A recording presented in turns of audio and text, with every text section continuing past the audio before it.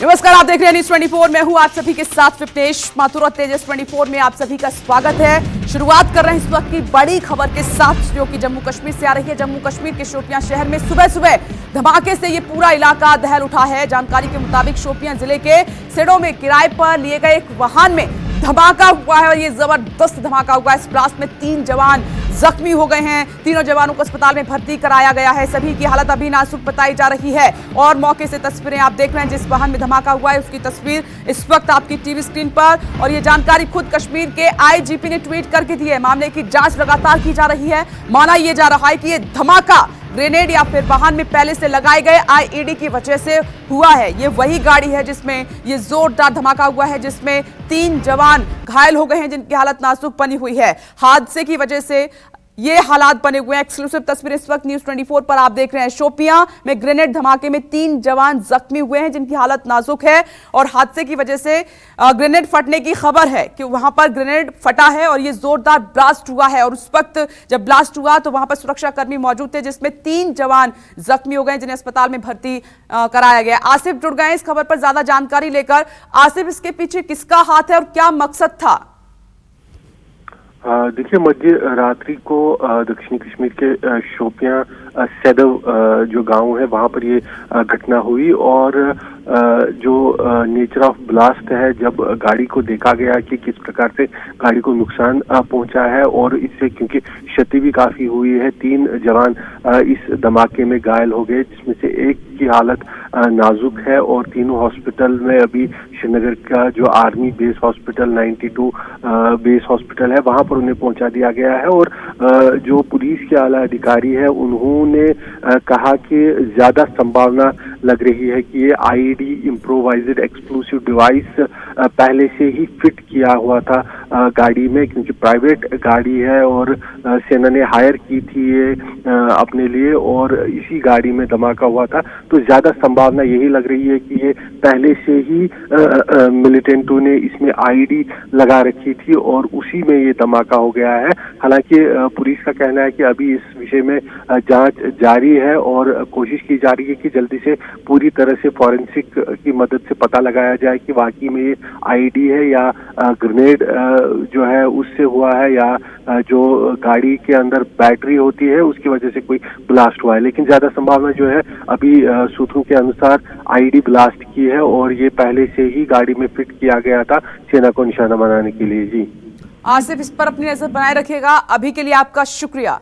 शोपियां से तस्वीरें धमाके की आप देख रहे हैं। जोरदार ये धमाका हुआ है। आगे बढ़ते हैं, इस वक्त की एक और बड़ी खबर का रुख कर लेते हैं और ये बड़ी खबर अमेरिका से आ रही है जहां पर एक बार फिर से गोलीबारी हुई है। अमेरिका में आए दिन गोलीबारी का सिलसिला लगातार जारी है। इसमें आम लोगों को मौत के घाट उतारा जा रहा है। ये इस वक्त की अमेरिका से एक और बड़ी खबर सामने निकल कर आई है। बताया ये जा रहा है कि ओक्लाहोमा के तुलसा शहर के एक अस्पताल में गोलीबारी हुई है जिसमें 5 लोगों की मौत हो गई जबकि कई लोग घायल भी बताए जा रहे हैं। वहीं पुलिस ने जवाबी कार्रवाई में हमलावर को ढेर कर दिया है। बता दें कि जिस अस्पताल में गोलीबारी हुई है उसका नाम सेंट फ्रांसिस अस्पताल है। गोलीबारी के पीछे की वजह अभी तक साफ नहीं हो पाई है। आपको यह भी बता दें कि तुलसा में 2 दिन पहले भी गोलीबारी हुई थी जिसमें एक 39 साल की महिला की मौत हो गई थी। एक्सक्लूसिव तस्वीरें इस वक्त आपके सामने। और थोड़े दिन पहले आपने देखा था कहीं पर जो शॉपिंग कॉम्प्लेक्स है उसमें न्यूयॉर्क में गोलीबारी हुई थी, इसमें लोगों की जान गई थी। थोड़े दिन पहले स्कूल में हमलावर ने छोटे छोटे मासूम बच्चों को अपना निशाना बनाया था, उसमें बड़ी संख्या में बच्चों की मौत हो गई थी। अब आप देखिए अमेरिका के ओक्लाहोमा से खबर आई है जहां पर अस्पताल में गोलीबारी हुई है और इसमें भी कई लोग मारे गए हैं, कई लोग जख्मी हैं। अज्ञात व्यक्ति ने सेंट फ्रांसिस अस्पताल में इस फायरिंग को अंजाम दिया है। 5 लोगों की मौत हुई है, कई लोगों की हालत अब भी नाजुक है, लेकिन अभी तक ये नहीं पता चल पाया है कि इसके पीछे किसका हाथ है। खबर जरूर ये है कि जो हमलावर था उसको ढेर कर दिया गया है। 2 तस्वीरें इस वक्त आपकी स्क्रीन पर। अमेरिका में फिर से फायरिंग का ये मामला, हमलावर को ढेर किया है, पुलिस ने जवाबी कार्रवाई में उसको मार गिराया है। मकसद क्या है, क्यों ये गोलीबारी की जा रही है, क्यों आम लोगों को मौत के घाट उतारा जा रहा है जिसमें बच्चे भी शामिल हैं। बच्चों को भी मारने से ये हमलावर नहीं चूक रहे हैं।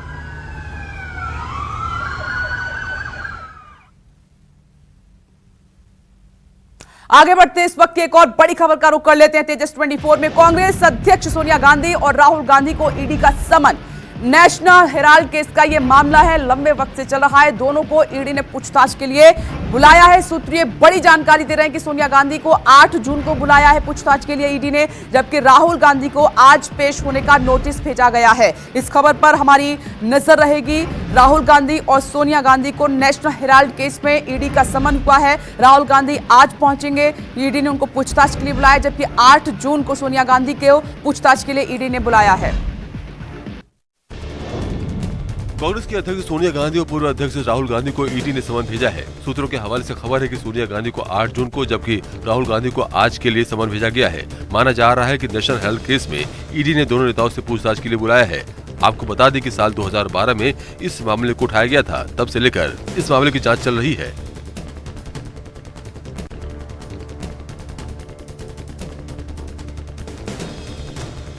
तेजस 24 में आगे बढ़ते हैं। इस वक्त की एक और बड़ी खबर का रुख कर लेते हैं। पाटीदार नेता हार्दिक पटेल आज बीजेपी में शामिल होंगे। ये कांग्रेस के लिए गुजरात में बड़ा झटका माना जा रहा है। 1500 कार्यकर्ताओं के साथ वो बीजेपी ज्वाइन करेंगे, बीजेपी की सदस्यता ग्रहण करेंगे। और बताया ये जा रहा है कि सीएम भूपेंद्र पटेल और प्रदेश अध्यक्ष उनको सदस्यता दिलाएंगे बीजेपी की। और बता दें कि हार्दिक पटेल ने 17 मई को कांग्रेस से इस्तीफा दे दिया था, ट्विटर पर इसकी जानकारी दी थी। और हार्दिक पटेल लगातार कांग्रेस के साथ अपनी नाराजगी व्यक्त करते रहे। उन्होंने कहा कि उनकी बातों को अनसुना किया गया, जिसके चलते उन्होंने बीजेपी ज्वाइन करने का फैसला किया। पाटीदार नेता हार्दिक पटेल आज अपने 1500 कार्यकर्ताओं के साथ बीजेपी में शामिल होंगे। हार्दिक के बीजेपी में जाने से कांग्रेस को बड़ा झटका लगेगा। आज सीएम भूपेंद्र पटेल और प्रदेश अध्यक्ष सीआर पाटिल की मौजूदगी में हार्दिक पटेल बीजेपी में शामिल होंगे। हार्दिक लंबे समय से कांग्रेस के खिलाफ नाराजगी जाहिर कर रहे थे। उन्होंने कांग्रेस से 17 मई को ट्विटर पर इस्तीफे का ऐलान किया था। उन्होंने राहुल गांधी पर कई आरोप लगाए थे।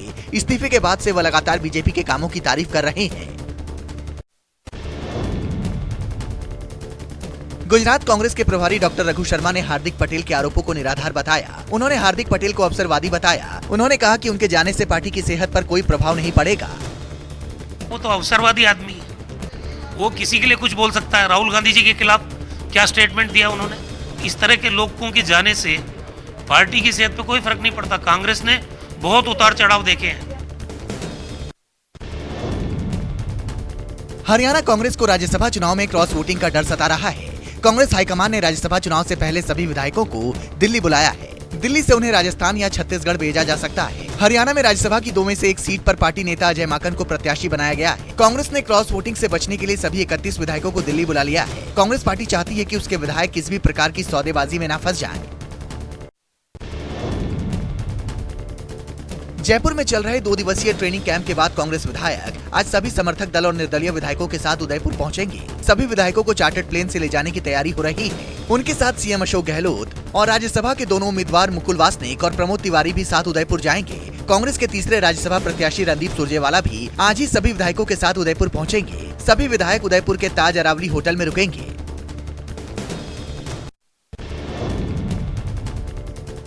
लखनऊ में यूपी कांग्रेस का नव संकल्प शिविर का आज दूसरा दिन है। शिविर के पहले दिन पार्टी के डिजिटल सदस्यता अभियान, नगर निकाय चुनाव और सोशल मीडिया के महत्व पर विशेष सत्र हुए, जिसमें उदयपुर शिविर में पारित अलग अलग प्रस्ताव पेश किए गए। शिविर में प्रियंका गांधी भी शामिल हुई। शिविर में यूपी विधानसभा चुनाव में करारी हार के बाद पार्टी के लिए रणनीति बनाने के उद्देश्य से इस शिविर में मंथन किया जा रहा है। कार्यकर्ताओं को संबोधित करते हुए प्रियंका गांधी ने कहा कि जीतने तक यूपी में हमारी लड़ाई जारी रहेगी। तो हमारे सामने बहुत स्पष्ट है कि हमें आगे करना क्या है। जितना काम हमने किया, जितनी मेहनत हमने की, उससे दुगनी करनी पड़ेगी। जिला अध्यक्ष अक्सर मुझे कहते हैं कि दीदी इतने सारे कार्यक्रम हम कैसे करें, लेकिन कोई और राह नहीं है। कश्मीर घाटी में टारगेट किलिंग की घटनाओं के बाद राज्य सरकार ने सभी हिंदू कर्मचारियों का तबादला जिला मुख्यालयों पर करने का आदेश दिया है। दरअसल हिंदू कर्मचारी कश्मीर घाटी से उनका तबादला जम्मू करने की मांग कर रहे हैं। टारगेट किलिंग के बाद कश्मीर में काम कर रहे हिंदू कर्मचारियों में भारी गुस्सा है कि 24 घंटे के अंतर्गत अगर हमारा कोई फैसला रिलोकेशन का नहीं लिया गया, हमारी डिमांड पूरी नहीं की गई, तो हम मास माइग्रेशन करेंगे। टारगेट किलिंग के बाद कश्मीर में काम कर रहे हिंदू कर्मचारियों में भारी गुस्सा है। सरकार ने इन कश्मीरी पंडित और दूसरे माइग्रेंट कर्मचारियों और लोगों को आश्वासन देते हुए कहा है कि उन सभी को जो है सुरक्षित जगहों पर सरकारी आवास दिए जाएंगे रहने के लिए। इसके अलावा उनकी पोस्टिंग्स भी टाउन्स और डिस्ट्रिक्ट्स में की जाएगी। कुलगाम में मारी गई स्कूल टीचर रजनी बाला की हत्या के विरोध में जम्मू में कई संगठनों ने प्रदर्शन किया और इंसाफ की मांग की। जो आपके बच्चों को पढ़ा रहा है, जो आपके बच्चों को काबिल बना रहा है कि वो आगे जाकर के अपना भविष्य तय करेंगे, आपने उस औरत को मार दिया, उस लड़की को मार दिया जिसकी 5 साल की बच्ची है। एक कलाकार, कश्मीरी गाने वाली, कश्मीरी नृत्य करने वाली, अरे उसको मार दिया। कहाँ कश्मीरियत? शाहफुल्ला में कश्मीरियत थी। एक और ब्रेकिंग न्यूज का रुख कर लेते हैं। जम्मू कश्मीर में आतंकियों की कायराना करतूत सामने आई है। ऑल आउट ऑपरेशन लगातार जारी है। सुरक्षा कर्मियों का शोपियां के किगम में आम नागरिक को गोली मारी गई है। आतंकियों की फायरिंग में शख्स के पैर में गोली लगी है। घायल की पहचान अहमद शेख के रूप में हुई है। फिलहाल उनकी हालत खतरे से बाहर बताई जा रही है।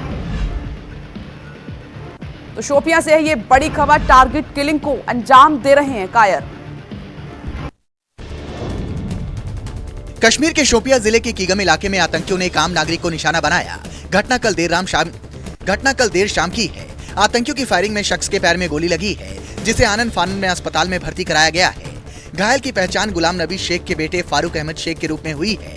फिलहाल उसकी हालत खतरे से बाहर है। बता दें कि ऑपरेशन ऑल आउट से आतंकियों की कमर टूट गई है, जिसके बाद कायर आतंकी सूबे के आम लोगों को निशाना बना रहे हैं।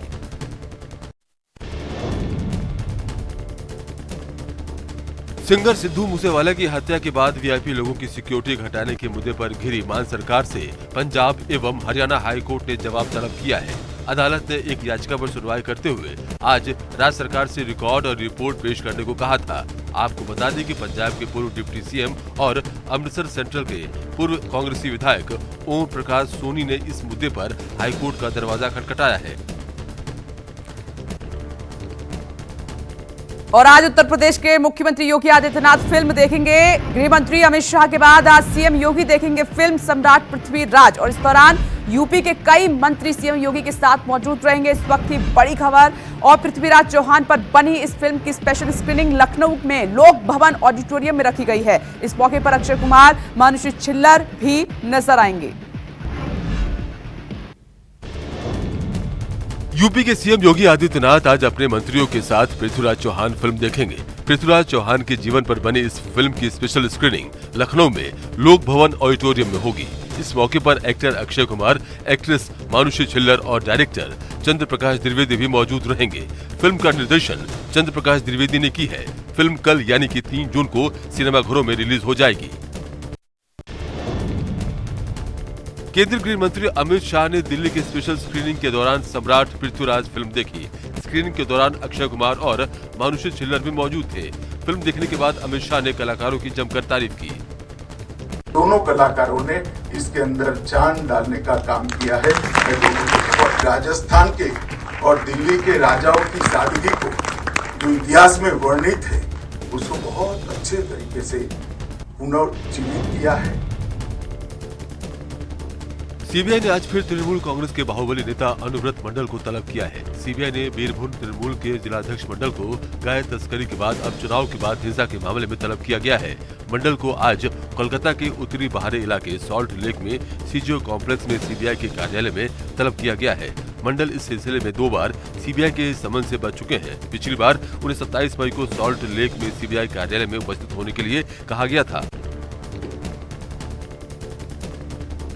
एक और ब्रेकिंग न्यूज का जल्दी से रुख कर लेते हैं। गृह मंत्री अमित शाह ने जम्मू कश्मीर के उपराज्यपाल मनोज सिन्हा से बातचीत की है। जिस तरीके से टारगेट किलिंग को अंजाम दिया जा रहा है जम्मू कश्मीर में घाटी में, उसको लेकर चिंतित हैं और उपराज्यपाल को इस पर तलब भी किया है। कल मनोज सिन्हा के साथ कश्मीर की स्थिति की समीक्षा करेंगे। एलजी मनोज सिन्हा जम्मू कश्मीर में हुई टारगेट किलिंग की पूरी जानकारी देंगे कि इसको लेकर क्या हालात बने हुए हैं, इसके पीछे किसका हाथ है। बताया ये जा रहा है कि उपराज्यपाल के अलावा गृह मंत्रालय के वरिष्ठ अधिकारी और केंद्र शासित प्रदेश के अधिकारी इस बैठक का हिस्सा होंगे। टारगेट किलिंग को कैसे रोका जाए, इस पर बातचीत होगी।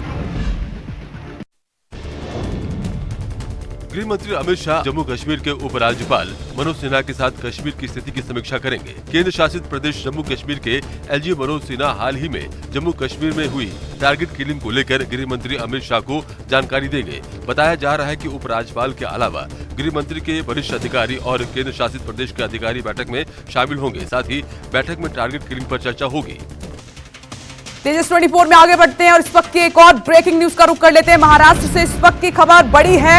कोरोना विस्फोट हुआ है वहां पर। एक दिन में 1081 नए मामले दर्ज किए गए हैं। महाराष्ट्र में 3 महीने बाद रिकॉर्ड केस दर्ज हुए हैं और इन रिकॉर्ड ने सभी की चिंता बढ़ा दी है। वहीं मुंबई की बात करें तो पिछले 24 घंटे में 739 नए मामले दर्ज किए गए हैं, जबकि एक दिन पहले के आंकड़ों से 46% ये ज्यादा हैं। वहीं देश में 24 घंटे में कोरोना के नए केस 3661 पहुंच गए हैं। मुंबई से 24 घंटे का कोरोना का ये आंकड़ा है। 24 घंटे में देश भर में 3661 नए मामले मिले हैं।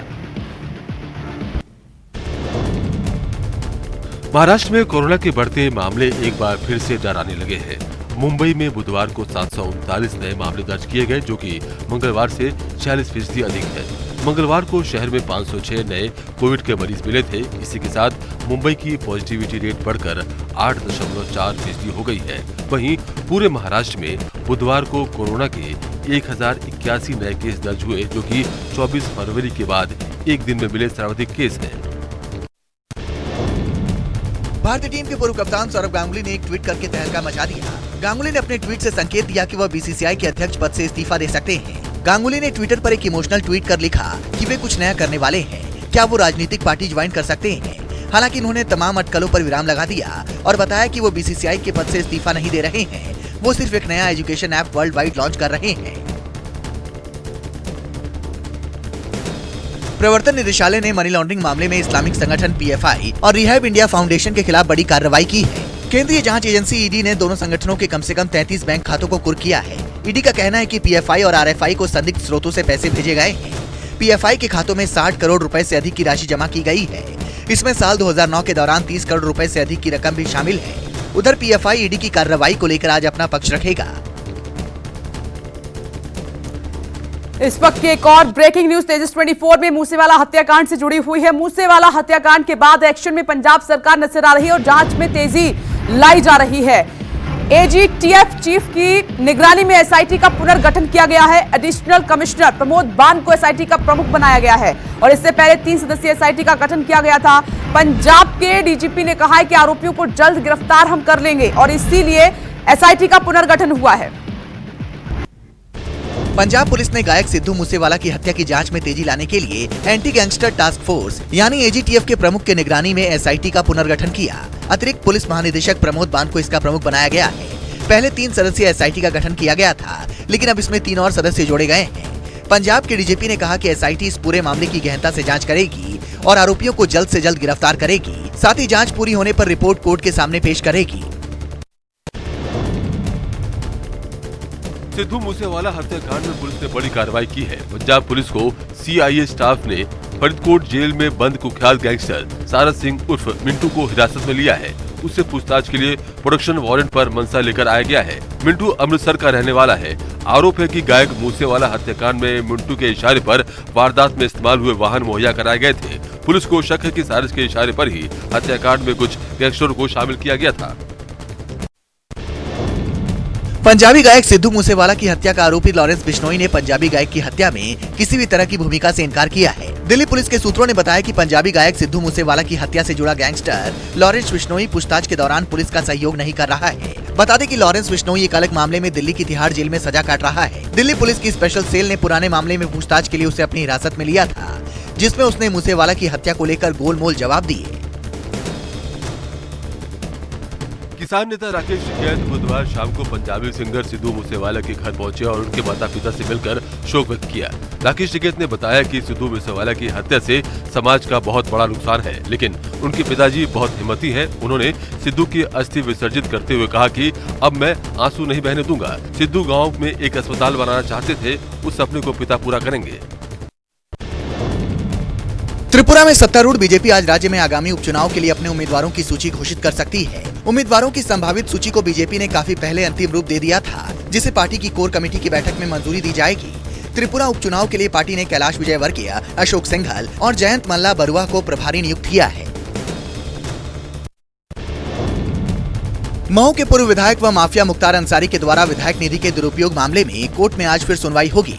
बुधवार को जब कोर्ट की कार्रवाई शुरू हुई तो थाने की केस डायरी प्रस्तुत नहीं की गई, लेकिन केस डायरी के न आने के कारण इस पर सुनवाई नहीं हो सकी थी। मुख्तार अंसारी मऊ सदर से विधायक रहते हुए विधायक निधि से लाखों रुपए बैजनाथ महाविद्यालय को दिया था, जिसके लिए राजस्व अभिलेखों में हेराफेरी की गई थी। इस मामले को लेकर विधायक समेत सभी आरोपियों के खिलाफ गैंगस्टर का मामला दर्ज किया गया था। बिहार विधान परिषद में 7 सीटों के लिए आज से नामांकन प्रक्रिया शुरू होगी और 20 जून को मतदान होगा। आपको बता दें कि 21 जुलाई को बिहार विधान परिषद की 7 सीटें खाली हो रही हैं। केंद्रीय चुनाव आयोग के अनुसार 9 जून तक नामांकन किए जा सकते हैं। नामांकन पत्रों की जांच 10 जून को होगी, जबकि नाम वापसी की अंतिम तिथि 13 जून है। मतदान 20 जून सुबह 9 बजे से शाम 4 बजे तक होगा और वोटों की गिनती 20 जून को ही शाम 5 बजे से शुरू होगी। बिहार में सर्वदलीय बैठक में जातीय जनगणना को लेकर बड़ा फैसला लिया गया। मुख्यमंत्री नीतीश कुमार की अध्यक्षता में सर्वदलीय बैठक हुई, जिसमें बिहार में जातीय जनगणना कराए जाने को लेकर बड़ा फैसला लिया गया। अब बिहार में जातीय जनगणना कराया जाएगा। हर लोगों के बारे में पूरी जानकारी ली जाएगी। जातीय जनगणना सभी धर्मों के जातियों और उपजातियों की होगी। सर्वदलीय बैठक के दौरान मुख्यमंत्री नीतीश कुमार ने कहा कि सभी पक्ष और विपक्षी पार्टियों से बातचीत कर सर्वसम्मति से यह फैसला लिया गया है कि बिहार में जातीय जनगणना होगी।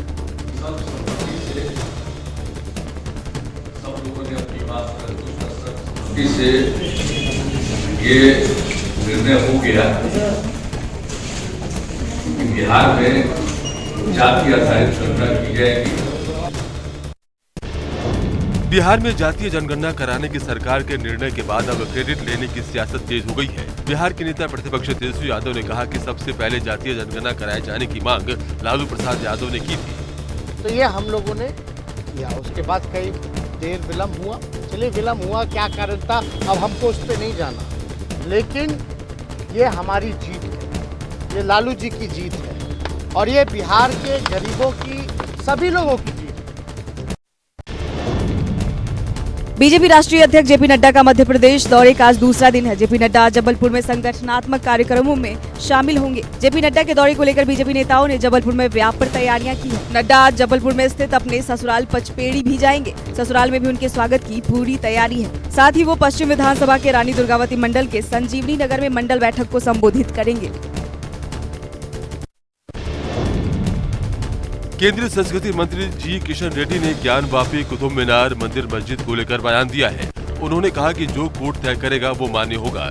इस तरह की कोई भी चर्चा भारत सरकार के सामने नहीं है। हमारा तरफ से कुछ नहीं है, कोर्ट जो बोलते हैं वो करते हैं, हमारा कोई नहीं है।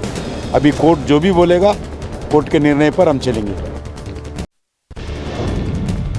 लखनऊ से लेकर दिल्ली तक अखिलेश यादव रूठे नेताओं को मनाने समझाने में जुटे हैं। इस कड़ी में एसपी सुप्रीमो आजम खान से मिलने दिल्ली पहुंचे। आजम इन दिनों दिल्ली के गंगाराम अस्पताल में भर्ती है। अखिलेश करीब 3 घंटे तक आजम खान के साथ रहे। सूत्रों की माने तो ये मुलाकात आजम की नाराजगी दूर करने के लिए थी। माना जा रहा है कि कपिल सिब्बल को समर्थन देकर आजम खान को खुश करने की कोशिश की गई है। खबर ये भी है कि रामपुर लोकसभा उपचुनाव में आजम खान की पत्नी एसपी उम्मीदवार हो सकती है। मध्य प्रदेश में पंचायत के बाद अब नगरीय निकाय चुनाव की तारीखों का ऐलान हो गया है। 3 और 13 जुलाई को 2 चरणों में निकाय चुनाव होंगे और 17 और 18 जुलाई चुनाव के नतीजे आएंगे। मध्य प्रदेश में चुनाव के ऐलान के साथ ही आचार संहिता लागू हो गई है। पहले चरण में 11 नगर पालिका निगम और 36 नगर पालिका परिषद और 86 नगर परिषद में चुनाव होंगे। पहले चरण में 11 जिले तो दूसरे चरण में 38 जिलों में चुनाव होंगे। कांग्रेस चिंतन शिविर के फैसलों का राजस्थान कांग्रेस ने लागू करना शुरू कर दिया है। इसी कड़ी में राजस्थान के 3 मंत्रियों ने पार्टी के अपने पदों से इस्तीफा दिया है। मंत्री रामलाल जाट, महेंद्रजीत मालवीय और गोविंद राम मेघवाल ने लिखित में पीसीसी के पदों से इस्तीफा दिया है। अब ये केवल मंत्री बने रहेंगे। इनका इस्तीफा भी मंजूर कर लिया गया है। वहीं 5 साल से ज्यादा एक पद पर रहने के फॉर्मूले पर एक्शन हुआ है। लगातार दूसरी बार सचिव बने 2 नेताओं और 4 जिला अध्यक्षों ने इस्तीफे दिए हैं। कांग्रेस के वरिष्ठ नेता सचिन पायलट ने बड़ा बयान दिया है। उन्होंने कहा कि कांग्रेस पार्टी सब कुछ करने के बाद भी राजस्थान में रिपीट नहीं हो रही है। इसके कारणों की पड़ताल करनी होगी। एक बार हम 50 विधायक रह गए थे, एक बार हम 24 विधायक रह गए थे। इसके पीछे क्या कारण है, इस पर चर्चा होनी चाहिए। और रिपीट करने के लिए सबकी एकजुटता से मंशा है कि हम सरकार रिपीट करें कांग्रेस की। मुझे पूरा विश्वास है कि अगर इस रास्ते पर चलेंगे, सही कदमों को उठाएंगे।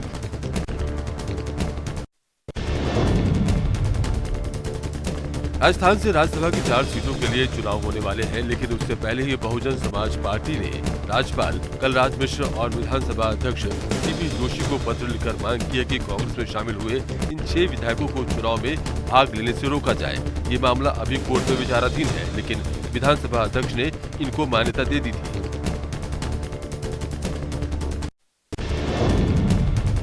उत्तर प्रदेश की आजमगढ़ लोकसभा सीट के लिए होने जा रहे उपचुनाव में बीएसपी ने अपने प्रत्याशी के नाम का ऐलान कर दिया है। बीएसपी ने शाह आलम उर्फ गुड्डू जमाली को लोकसभा चुनाव के लिए टिकट दिया है। अखिलेश यादव के इस्तीफे के बाद आजमगढ़ में उपचुनाव हो रहा है। बसपा की राष्ट्रीय अध्यक्ष मायावती ने 23 जून को होने वाले लोकसभा उपचुनाव में आजमगढ़ में उम्मीदवार उतारने का फैसला किया है। हालांकि वो रामपुर में उपचुनाव के लिए प्रत्याशी नहीं उतारेंगी। केंद्रीय मंत्री गिरिराज सिंह ने बिहार सरकार जातीय जनगणना का स्वागत करते हुए इसके साथ राज्य से बांग्लादेशियों को निकालने की मांग कर डाली। जो घुसपैठिए हैं, राजनीतिक दृष्टि से भले जो कह लें, लेकिन जातीय जनगणना से उनको, चाहे रोहिंग्या हों, चाहे बांग्लादेशी घुसपैठिए हों, चाहे 1991-92 में निकाले गए जो हैं, उनके परिवार को भी जातीय जनगणना में नहीं शामिल करना चाहिए। सिंगर केके का आज मुंबई में अंतिम संस्कार होगा। इससे पहले कल शाम उनका पार्थिव शरीर कोलकाता से उनके मुंबई के वर्सोवा स्थित घर लाया गया। देखिए आप एम्बुलेंस, इसी में कलकत्ता से मुंबई उनका पार्थिव शरीर लाया गया है और अब ये वर्सोवा स्थित जो उनका घर है उसके अंदर ले जाया जा रहा है। आप तस्वीरें देखिए, पूरी जो एम्बुलेंस है उसको सजाया गया है और उसके अंदर केके का पार्थिव शरीर रखा हुआ है, जो कि अब उनके पार्क प्लाजा स्थित घर के अंदर जा चुका है। कि जब यहीं इसी इमारत में मौजूद एक हॉल है, वहां पर अंतिम दर्शन के लिए केके का पार्थिव शरीर रखा जाएगा, क्योंकि बॉलीवुड से जुड़े कई सेलिब्रिटी पहुंचेंगे, कई उनके चाहने वाले यहाँ पर आएंगे। यही वजह है कि उनके अंतिम दर्शनों के लिए भी उनके पार्थिव शरीर को यहीं पर रखा जाएगा 1 से 1.5 घंटे तक। और बताया जा रहा है कि 12 बजे के आसपास वर्सोवा कब्रिस्तान शमशान भूमि जो है वहां पर उनका अंतिम संस्कार किया जाएगा। तो ये पूरा तरीका जो उनके अंतिम संस्कार का है, उनके अंतिम दर्शन का है, उनके परिवार की तरफ से जानकारी दी गई है। तो जिस तरीके से केके की मौत हुई है, कहीं ना कहीं कई सवाल भी खड़े हो रहे हैं, लेकिन जो उनके चाहने वाले हैं, जो उनके फैंस हैं और जो पूरा बॉलीवुड जगत है, वो कहीं ना कहीं उनकी मौत से स्तब्ध है।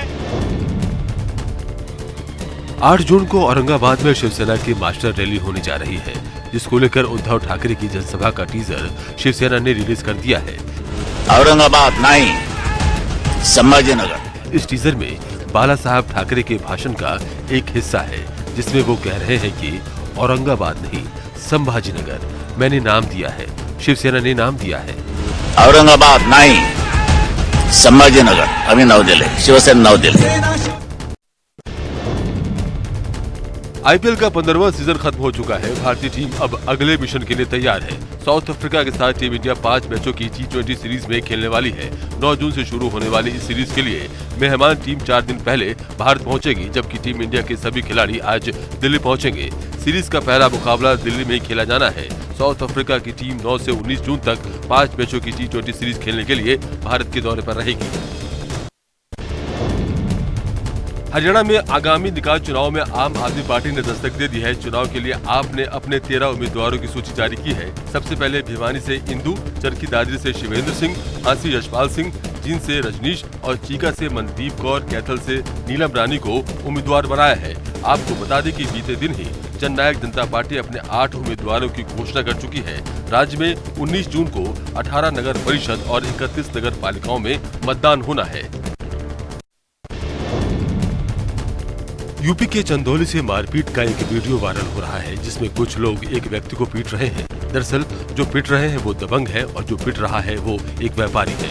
बताया जा रहा है कि दुकानदार ने दबंगों को दिए गए सामान के रुपए मांग लिए, जिससे नाराज दबंगों ने उस दुकानदार को पीटना शुरू कर दिया, जिसका वीडियो सोशल मीडिया पर वायरल हो रहा है। वहीं पीड़ित दुकानदार की शिकायत पर पुलिस ने केस दर्ज कर मामले की जांच शुरू कर दी है। ये घटना मंगलवार की बताई जा रही है।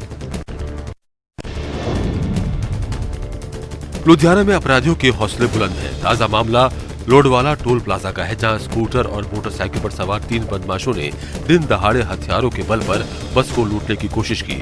तस्वीरों में साफ देखा जा सकता है कि कैसे बाइक सवार बदमाश पहले बस को रोकते हैं, फिर कंडक्टर से लूट की कोशिश करते हैं। इस घटना के बाद बस सवार यात्री धरने पर बैठ गए। मामले की जानकारी लगते ही पुलिस मौके पर पहुंची और लोगों को मनाकर जाम खुलवाया। पुलिस ने मामला दर्ज कर जांच शुरू कर दी है। अमृतसर के खालसा कॉलेज के बाहर 2 गुटों में भीषण झड़प हो गई। बताया जा रहा है कि एक गुट झंडियाला का है और दूसरा बटाला का था। फायरिंग में 2 युवकों को गोली लगी है, जिन्हें अस्पताल में भर्ती कराया गया है, जहां इलाज के दौरान एक युवक की मौत हो गई, जबकि दूसरे की हालत नाजुक बताई जा रही है। घटना के बाद पुलिस ने मौके पर पहुंचकर जांच शुरू कर दी है। पुलिस का कहना है कि जल्द ही आरोपियों को गिरफ्तार कर लिया जाएगा।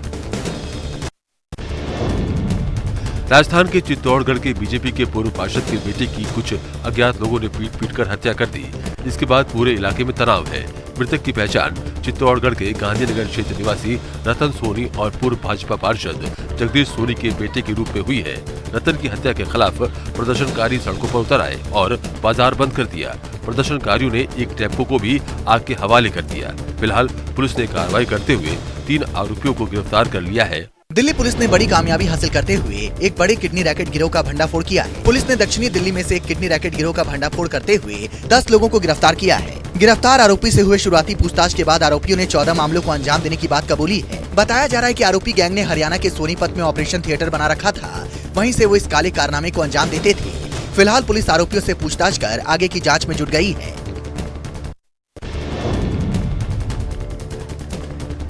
यूपी के प्रतापगढ़ जमीन विवाद को लेकर दबंगों ने एक महिला को बेरहमी से लात, घूंसों और चप्पल से पीटा। वहीं इस घटना का वीडियो भी वायरल हो रहा है। तस्वीरों में साफ देखा जा सकता है कि महिलाओं को पूरी तरह से पीटा जा रहा है। वहीं पीड़ित पक्ष की ओर से पुलिस ने केस दर्ज कर लिया है।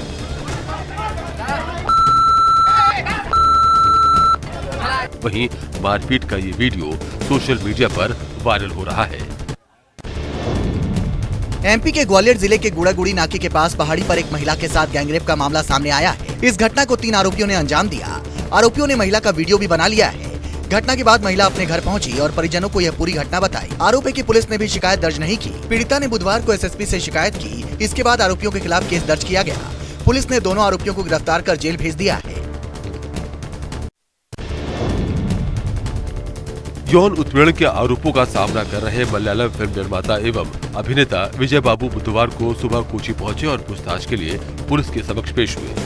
केरल हाई कोर्ट ने मंगलवार को बाबू को गिरफ्तारी से 2 जून तक अंतरिम राहत देते हुए उन्हें मामले के जांच अधिकारी के समक्ष पेश होने के निर्देश दिए थे। अदालत ने पुलिस को उनसे पूछताछ की अनुमति भी दी थी। बता दें कि अभिनेता की अग्रिम जमानत याचिका पर आज सुनवाई की जाएगी। एमपी की राजधानी भोपाल में बुधवार शाम को एक 3 मंजिला इमारत अचानक ताश के पत्तों की तरह बिखर गई। मलबे में 3 मजदूर दब गए। इनमें से एक मजदूर की मौत हो गई। हालांकि 2 मजदूरों को समय रहते बचा लिया गया। हादसे के समय यहां कुल 6 मजदूर काम कर रहे थे। मामला शहर के शाहपुरा इलाके का है। हादसे की जानकारी मिलने पर पुलिस अधिकारी मौके पर पहुंचे। बताया जा रहा है कि एक बड़े अधिकारी ने हाल ही में यह मकान खरीदा था। इस मकान के रिनोवेशन का काम चल रहा था। इसी दौरान यह मकान गिर गया। यूपी के गोरखपुर से चोरी का हैरान करने वाला मामला सामने आया है। यहाँ महिलाओं ने घूंघट की आड़ में करीब 1 लाख के गहनों पर हाथ साफ कर दिया। बताया जा रहा है कि गोरखपुर के महावीर छपरा बाजार में रमेश गुप्ता की ज्वेलरी की शॉप है, जहाँ 3 शातिर चोर महिलाएं ग्राहक बनकर पहुंची और 90,000 के गहनों पर हाथ साफ कर दिया। वहीं ये पूरी घटना दुकान में लगे सीसीटीवी कैमरे में कैद हो गई। वहीं पुलिस ने मामला दर्ज कर चोर महिलाओं की तलाशी शुरू कर दी है। कांग्रेस की अध्यक्ष सोनिया गांधी और पूर्व अध्यक्ष राहुल गांधी को ईडी ने समन भेजा है। सूत्रों के हवाले से खबर है कि सोनिया गांधी को 8 जून को जबकि राहुल गांधी को आज के लिए समन भेजा गया है। माना जा रहा है कि दर्शन हेल्थ केस में ईडी ने दोनों नेताओं से पूछताछ के लिए बुलाया है। आपको बता दें कि साल 2012 में इस मामले को उठाया गया था। तब से लेकर इस मामले की जाँच चल रही है।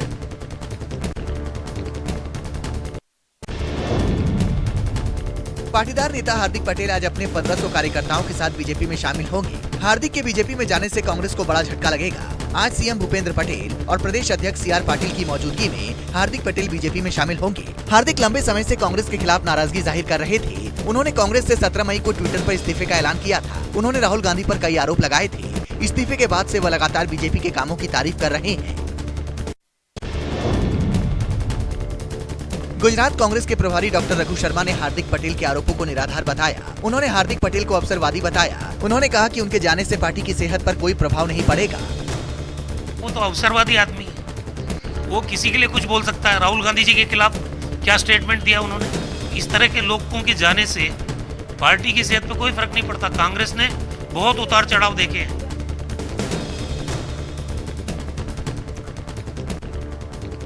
तेजस 24 में वक्त एक और छोटे से ब्रेक का, फौरन लौटेंगे। आप देखते रहिए न्यूज़ 24।